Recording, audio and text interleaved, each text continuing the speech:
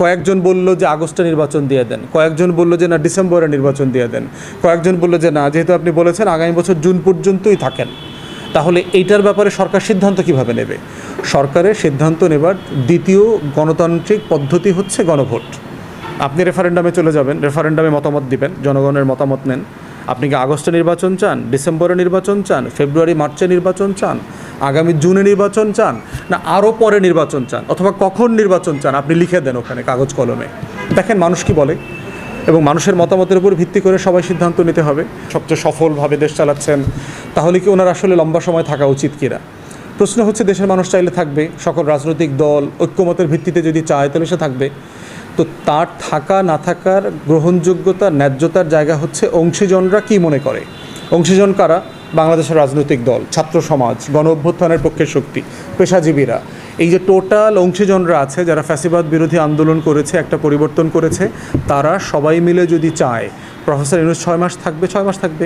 যদি আরও 1 বছর থাকতে চায়, জুন মাস পর্যন্ত আগামী বছরের সবাই মিলে চায়, তো জুন মাস পর্যন্ত থাকবে।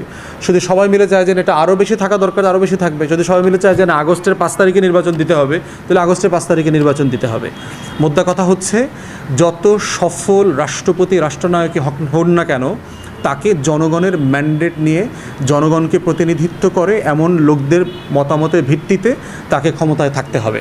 এবং অংশীজনরা যদি একমত হতে না পারে, এমন সিচুয়েশন যদি তৈরি হয়, অনেক সময় আমাদেরকে এই প্রশ্ন করছে যে ধরেন কয়েকজন বলল যে আগস্টে নির্বাচন দিয়ে দেন, কয়েকজন বলল যে না ডিসেম্বরে নির্বাচন দিয়ে দেন, কয়েকজন বলল যে না, যেহেতু আপনি বলেছেন আগামী বছর জুন পর্যন্তই থাকেন, তাহলে এইটার ব্যাপারে সরকার সিদ্ধান্ত কিভাবে নেবে? সরকারের সিদ্ধান্ত নেবার দ্বিতীয় গণতান্ত্রিক পদ্ধতি হচ্ছে গণভোট। আপনি রেফারেন্ডামে চলে যাবেন, রেফারেন্ডামে মতামত দিবেন, জনগণের মতামত নেন। আপনি কি আগস্টে নির্বাচন চান, ডিসেম্বরে নির্বাচন চান, ফেব্রুয়ারি মার্চে নির্বাচন চান, আগামী জুনে নির্বাচন চান, না আরও পরে নির্বাচন চান, অথবা কখন নির্বাচন চান আপনি লিখে দেন ওখানে কাগজ কলমে। দেখেন মানুষ কি বলে, এবং মানুষের মতামতের উপর ভিত্তি করে সবাই সিদ্ধান্ত নিতে হবে।